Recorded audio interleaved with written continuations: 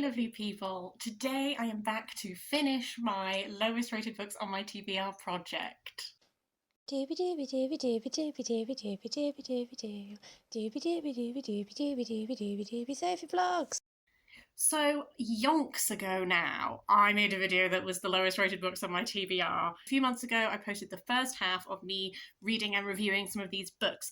In that video, I went for the highest rated off my lowest rated TBR, the lowest rated, and then like a midpoint, because I thought that was quite an interesting way of looking at it. If you are interested in those reviews, I will link it down below. But today I am back to do the 4 other books that were on that TBR. Once again, this has been an interesting reading experience. I thought I would go through it in order of maybe highest rated to lowest rated. I thought that might be interesting. So the highest rated of the books was The Palace of Curiosities by Rosie Garland. This is sort of a piece of magical realism that is centered around circuses. We follow 2 main characters. One is Abel, who is a man who appears to be unable to die, and the other is, what is your name? I've already forgotten her name. Oh no. But this is a lion woman, so she is born and she has lots of hair all over her body. I liked this book least of all the books I'm going to talk about. I DNF'd this book at 60% of the way in. I think when I first bought this book, I might have been more receptive to it. So I bought this book when I first got my Kindle, which by now is like 15 years ago, because it was on offer and it was compared to The Night Circus. And I will say, I think the comparison to The Night Circus is loose. I think it's one of those things that happens in publishing sometimes where comp titles are picked in order to increase the likelihood of people picking up the book that you are trying to sell them, not necessarily because they are the most accurate. So I think that the comparison to The Night Circus is mainly just because both of these novels have a circus in them. I think the tone is extremely different, and I think if you, like, I read The Night Circus again about 15 years ago. I really liked it at the time. I don't know if I'd like it now because my reading taste has changed, but I think given that I picked this up, I think based on that comparison, I think if I had read it at the time, I still would have been disappointed because I think that they are tonally very, very different books. And I think the only thing that really unites them is that they have a circus present in them. And also potentially that these books are not ones where you get great character depth. A lot of it is about the atmosphere, the magical realism element, and that kind of thing. So I guess I can see the comparison in that way. I just think that tonally these are extremely different. To complement this book, I found it a very easy read. That is why I got 60% of the way through before I DNF'd it. I read it very quickly. I did most of that 60% in a day. So it was certainly a book that read really easily. And I was particularly at the start interested in the character of Abel. I think he is a really interesting figure because aside from the fact that he can't die, he also wakes up every morning and really doesn't remember much. Like, there are varying points throughout the book where he remembers different things about his life, but it's sort of every day he wakes up and he's kind of like a fresh slate again. And that was an interesting thing to explore. There was like a compelling mystery at the heart of his character. At the point where I DNF'd, it did not really feel like we were ever going to actually get an explanation for that. And that was sort of one of the reasons for my DNFing. I didn't find our other point of view character as compelling, or really, I think what my main reason for DNFing this book is I was so bored. I got 60% of the way through. We've sort of just got to the circus. I don't understand the driving plot of this book. I don't understand what we're trying to look at. I don't really understand where we're going. That was kind of why I could have finished this 100% because it read so easily. I absolutely could have pushed through and finished this book, but I didn't want to because I had no drive. And I felt like a lot of what this book seemed to be doing was just going, aren't circuses horrible? And I was like, yes. Anything else? So there was a lot of gratuitous violence in this book, and I would give a massive, massive trigger warning. If you are a person who struggles with self-harm, do not read this book. There is extremely graphic self-harm scenes because of Abel's ability to not die. That is something that is focused on in great depth, and I really did not enjoy those passages. But also, there just is a lot of violence in this book, but not in a way that I felt particularly added much to the narrative. I don't know. I find it tricky when I I think I said when I did this TBR video that I don't enjoy circus books as much because circuses have this extremely exploitative history to them, and a lot of the time in magical realism novels, circuses can just be used as like a fun backdrop, and then that's history is not really engaged with. Whereas I feel like this was in some ways engaging with that history and showing you exploitation. It's just I then come back to the same thing I keep coming back to, that is I don't understand the point of this book, because it's one thing to just show you scenes of violence and be like, circus is bad, circus has lots of violence, and it's like, okay, and I have seen some other reviews that talk about how this gratuitous violence really just continues throughout. There's a scene where two black men are ripped apart by dogs, and the guy who owns the circus is like saying to one of our main characters about how, like, see how savage they are, and our main character is like, well, they can't have been that savage, they were wearing nice clothes, like something like that. Like these things which again, it's like, yes, circuses do exploit people of colour and people who are marginalised in society, absolutely. But again, I just find myself in this situation where it's like, yes, and I don't know. So I think with this book, I kind of struggled with just like, I could have read it, but why do I want to read it? I don't know. For me personally, the writing style was absolutely fine. I've seen some people who reviewed this very positively say that they really loved the writing style and they found it very like, there was like a comparison to like Nabokov at one point and stuff like this. I'm indifferent about the writing style, if I'm honest with you.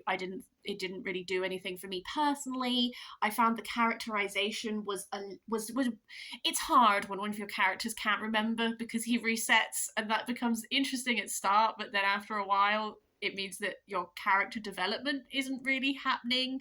I think that we are being set up for a romance between these two main characters. I don't care. So this is one which I can really see that there is an audience for this book. Another comp title for it is Angela Carter's Nights at the Circus. I have accepted that I don't really like Angela Carter. Or I used to, again, 15 years ago when I read The Bloody Chamber for the first time. I was like, yeah, Angela Carter. And I think that's another reason why I picked up The Palace of Curiosities. It's just, for me now, I have tried two other Angela Carter books and they just don't really work for me. So again, maybe this is a case of all of the comp titles to this are books that I don't really like feel passionately about anymore. And so this is a book that like I'm not the audience for anymore. I think if I had read it at the time, I still think sort of this like gratuitous violence would have not really worked for me, but I wonder if sort of the style and what it was doing would have been better. But again, I still feel like it could have gone more on the magical realism front. I don't know. Essentially, I didn't like it. And that's fine. I'm not saying that this is a horrendously bad book. I understand why it has a lower rating, because I think that if you are a character-driven reader, if you don't enjoy gratuitous violence, and also if you're coming in based on some of these comparisons, I do think there will be disappointment there. I also see that there is an audience that really loves this book. I'm not it. So that went well. After that is White Truffles in Winter by N.M. Kelby. This has a 3.41 rating on Goodreads. I thoroughly enjoyed this. I gave this 4 stars because I had a really fabulous reading experience of this, and I'm about to directly contradict myself with something I've literally just said. This does not have much of a driving plot to it, which I know I literally just critiqued in The Palace of Curiosities. What makes the difference here is writing style, themes, and that kind of thing. So this novel is based on Escoffier, who was an incredibly famous French chef. He set out a lot of what modern kitchens were developed under him. Married to Delphine Daffis, who was a famous poet. He also was romantically linked to Sarah Bernhardt, who was a very famous actress of the time. This is sort of, we begin near the end of Escoffier's life, and his wife, Delphine, wants him to make a dish named for her because he has never made a dish named after her. And she sort of recruits their cook, Sabine, to help. Sabine bears a striking resemblance to Sarah Bernhardt, and I think Delphine is trying to exploit this by getting her to convince Escoffier to make a dish in her honour. What sort of happens from this start point is we flit around in time and we see snatches from Escoffier's life, and that's also interspersed with chapters which are Escoffier writing like a kind of memoir, which is a recipe, musings on when that recipe was first made, first developed, which again gives you insights into his life. I would say don't come to this if you want massive historical accuracy. I don't know how much of this is historically accurate.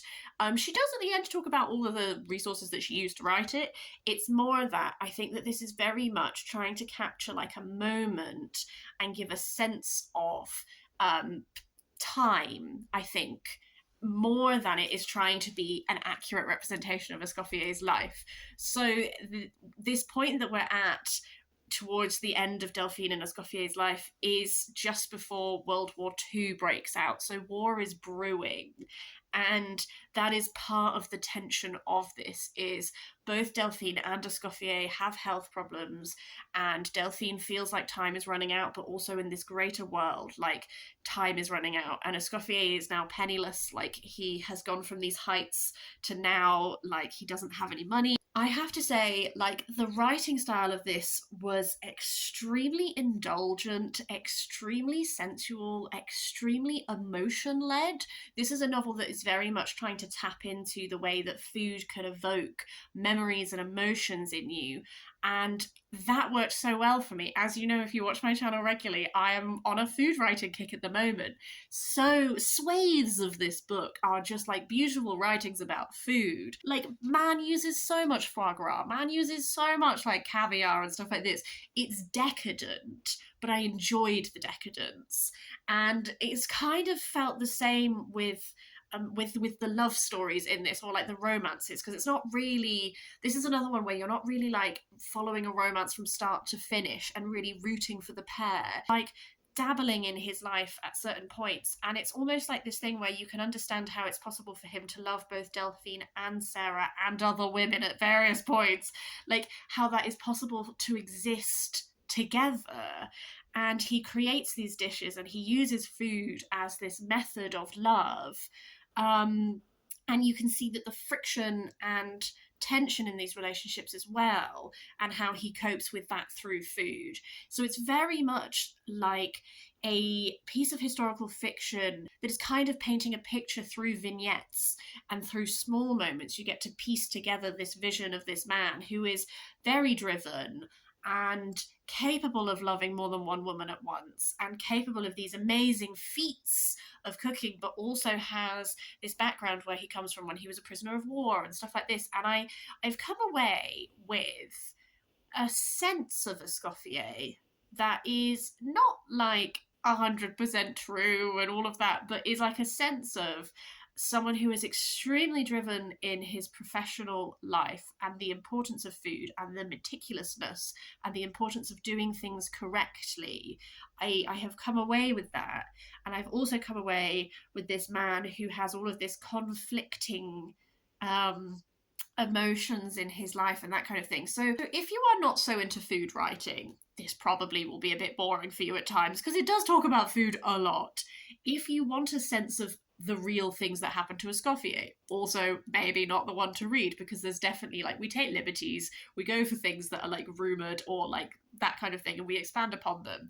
If you like emotion-led writing, like, I want to describe this as like romantic, but like romantic with like the capital R, that is like the movement that is like focused on heightened emotions, because I found this was like a very emotive text that's really tapping into what food means to people and the complexity of relationships and love and that kind of thing. So I personally really enjoyed this one, and I'm really pleased because I really wanted to. I do understand why it would be lower rated for all those reasons I've talked about. Things that I really enjoyed, I can see annoying other people. I personally just sort of threw accuracy out the window and was like, I'm just going to have a very evocative reading experience. And I did. Next up is Witches Steeped in Gold by Ciannon Smart, which has a 3.23 rating on Goodreads. This is a Jamaican-inspired YA fantasy. We are following two point of view characters, and essentially they are from conflicting sides of this sort of ongoing conflict, but they both sort of end up coming together with one aim in mind, which is that the queen in power is up to some stuff and they're both going to bring her down. I feel bad for DNFing this one. This was the first book I tackled for this part 2, and I gave up about 20% of the way through. And I will go into those reasons why. However, having then followed it with The Palace of Curiosities, which I got 60% of the way through, I think this book is doing more interesting stuff. And so I feel bad for DNFing it at the point that I did, because with hindsight, I think this is a far more interesting novel than what I thought about The Palace of Curiosities. It's just, I also do think that DNFing was the right decision for me personally, because I'm trying to get better at DNFing and not wasting my time. So, what I liked about this is I think this is a unique fantasy world. I have never read anything like it. I am really excited for what this author will do in the future. Like, definitely someone who I want to keep an eye on. There were a lot of really interesting ideas, stuff to do with the magic, the politics, that kind of thing. Like, I feel like this was a really interesting world. Why I did DNF this book is largely because I was finding myself, I was finding it really hard to follow. So I always feel bad critiquing fantasy a little bit when I say that it's very info dumpy, because that's kind of the nature of writing fantasy worlds, is you sort of just have to throw your reader into it and be like, you're going to pick it up, I promise. What I found challenging with this one is that there is just so much. So there is a magic system. Well, it's not even just one magic system. There are two magic systems, which I believe come from the same root, but manifest themselves very differently, if I've understood that right. There's also the politics. So there's been a very, like, age-long conflict between these two groups of people. And, like, one of them is in power at the moment because they overthrew the other group, but the other group previously have overthrown them. And, one thing I really liked is I really liked the complexity in some ways, because there was this nuance there. So, like, neither side is correct because they have both done atrocious things to each other. So it seems very much like it's a fantasy that is exploring that, like, shades of grey element of, like, okay, well, they've done awful things to you and you've done awful things to them. So how do we actually move forward in a way that is not just perpetuating this cycle over and over and over again? And I think that's something that's really interesting. And I like that sort of complexity in fantasy. For me, the two point of views read very, very similar. Like, if they hadn't have had the names at the start of the chapters, to be honest with you, the tone of them felt exactly the same for me. And that made it a little bit harder, I think, for me to, like, connect to characters. Or rather, I connected to one of the characters a lot more than the others, because one of them is from the group of people who have been overthrown. So she's in a place where, like, she's trying to sort of, like, rebel against this. I felt like with the other character, I was told what people thought of her, rather than understanding that myself. I don't know. Like, other people think she's very capable and ready to leave, but none of her decision making made that seem like it was reality to me. I don't know. What also factored into my decision to DNF this book is that it is 500 pages. And when I was considering whether to continue or not, I dabbled in some reviews, and a lot of them said that it's 500 pages and none of the action happens until the last 100 pages of the book. And that is just something that I personally don't love. I don't love having to wade through, like, 400 pages of a book before the actual, like, blurb happens. And again, maybe that is a misselling on the blurb's part. But when you come in with this expectation of these people teaming up and that doesn't happen until 400 pages in, like, that's quite a lot of book to read. And as I said, I am trying to be better at DNFing, so this is another one that I walked away from. Maybe I will give it another go in the future because I do think it's doing interesting things. I think maybe this is one that's quite divisive, and again, I seem to see from reviews that people either really love it or really dislike it. The final book is The Blazing World by Margaret Cavendish, which has a 2.96 rating on Goodreads. This was such an interesting reading experience. So, The Blazing World is like about 100 pages. It's like a short story by Margaret Cavendish, who was Duchess of Devonshire in the 1600s. I believe this was published in 1666. And why I was interested in it and why I own it is because it is like a very early example of science fiction. And I was like, 1600s version of science fiction by a woman. I must see it, yes. It is really interesting. Sort of what happens is we follow this woman who, I believe, if I'm remembering right, I think she's like shipwrecked, and so she ends up floating through from the pole of our world into another world whose pole touches ours, and then she ends up in the Blazing World, and she's found by these people, and they just think she's so marvelous that they make her their empress, and she marries the emperor, and this world is filled with like animal men, so there's like bear men, worm men, bird men, and everything is made of gems. They have like a gazillion gemstones. Everything is made from like diamonds and rubies and all this kind of thing. So initially I was really fascinated because it was so interesting to see this idea of like sci-fi world building from a duchess in the 1600s. I was like, wow. It's just that what the book actually becomes is just not the most exciting thing for me personally. So initially we spend a whole bunch of time with our empress interrogating the various types of animal men who specialize in different things about how their world scientifically functions. And as a modern reader, I can see how the actual Margaret Cavendish is kind of showing off a bit here because she's like demonstrating her understanding of contemporary scientific principles by creating this world where the scientific principles are different. So our Empress is saying, well, we understand lava as this. And then the worm men or whoever are like, actually, I think you'll find lava functions differently here. This is what happens. So this whole massive bit where she's like interrogating all the animal men, it's like very learned, very like showing off her scientific understanding.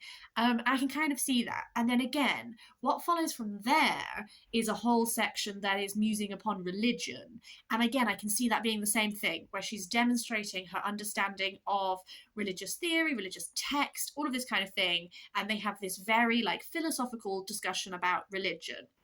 Obviously, these are very influenced by the contemporary politics of the time. For example, Margaret Cavendish and her husband were royalists during the Civil War, so to them, in this world, obviously it's a wonderful thing that there's an emperor in charge because, as we know, we need just one person divinely appointed to rule us and all of that kind of thing. So you can definitely read a lot of like Margaret Cavendish's own politics into the world, which again is interesting. After this point of religious musing, she then decides that she's going to write her own religious text or like religious sort of musings things, and she needs a soul from our world. I can't remember why she needs a soul from our world, but she does. So, to scribe. She needs someone to be her scribe because she can't do it herself because she's an empress. God. And then at this point, our author makes an appearance in the text. So Margaret Cavendish becomes like soul bonded with her, and what then follows is like kind of quite sapphic at times, actually, discussion about how they are soul bonded, they are soul mates kind of now, but also the Empress comes like into our world through the body of Margaret Cavendish and then just like has some shenanigans in our world, and then later like she goes back to her own world to like stop an invasion happening. It's all like, I think it's fascinating as a piece of historic literature. I found it quite boring at times as a piece of thing to, as like a text to read. So I really wasn't sure how to rate it because it's one of those texts where you're like, I see the value here. I see as like development of literature. I see a lot. At the same time as she's doing all this like lofty philosophical writing, I also find it quite funny that it kind of is a self-insert fan fiction about her sort of becoming soulmates with this empress who everyone loves and is so great. And her when they're in her body, like her husband is like attracted to the empress inside of her, and she decides not to be jealous because it's like they're soul bonded anyway. And it's just like that weird mix of like incredibly learned for the time, a pioneering piece of genre, a strangely funny piece of writing when you think about it practically. Like, oh yes, they just love her so much. They just and there's diamonds everywhere. Like, I don't know. It was really weird. I'm glad I read it. I want to recommend it to people, but with a caveat of like awareness of tone and style and writing and that kind of thing. I did not know how to rate it. I didn't know whether to go for like a 2 stars because I was quite bored at times, or like a 4 stars because it's like an incredible piece of genre. I don't know. So, back to the crux of these videos, which is, do I understand why it's lower rated? Yes, I do. Because girl loves to list. Loves to list. There is so little form to this tale, so little form, and yet strangely fascinating at the edges and quite sapphic, which I enjoyed. So that is one where I'm like, I get why you're low. I get it. But also, I'm glad you exist, I guess. To draw this to a close, I'm glad I did this project because I generally don't look at the Goodreads ratings of books. Like, it's not something that really influences like whether or not I'm gonna buy a book. I tend to just like buy books I'm interested in, and I use Goodreads. Like, my to read shelf is hideously large because it's like where I file anything that sounds interesting. But at the same time, there were definitely books in this pile that I was putting off. So I was putting off The Blazing World because I was concerned about the accessibility of the writing style. I was putting off The Palace of Curiosities because I bought it so long ago that I wasn't sure if it was going to work for me. So I'm glad to have done this as a way of making sure I read these texts. I have come away, and I would say my 2 highlights were, I really loved this. I thought that this was everything I wanted it to be at the time. I also, from my first round, really loved This Brutal House by Niven Govindan. I thought that that was, again, a wonderful piece of writing. I was intimidated by it because I wasn't sure how I was going to get on with the writing style, but actually I thought it was a really interesting piece of queer writing, and I'm really glad I read it. So I'm glad to have done this, if only for those 2 books, because they were both books that I thoroughly really enjoyed. I gave 4 stars to both. That's definitely a win. I'm taking that as a win. As for the other ones, like, yeah, some of them didn't work for me. Yeah, I can understand why they're lower rated. At the same time, I'm glad that I like pushed through and I gave them a go. Yes, I DNF'd some, just trying to embrace it more. So I would love to hear if you have read any of these. I would love to hear your thoughts on them if so, because I imagine that they are ones that evoke conflicting feelings in different people. So please do feel free to have a chat in the comments down below if you would like to. If you strongly disagree with me, that is absolutely fine. That is the nature of reading. It is subjective. We all like different things. I hope that you enjoyed this. I hope that you found it interesting. I did, but I don't know if anyone else will. That is everything from me this time. I will see you next time for something different.